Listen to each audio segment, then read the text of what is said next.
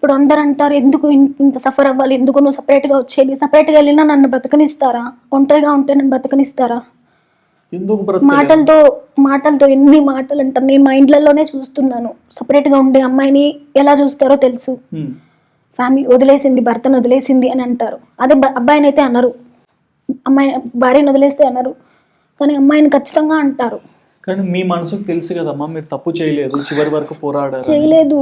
అందుకే ఇప్పుడైనా మారితే ఓకే, మంచిగా ఉంటాం.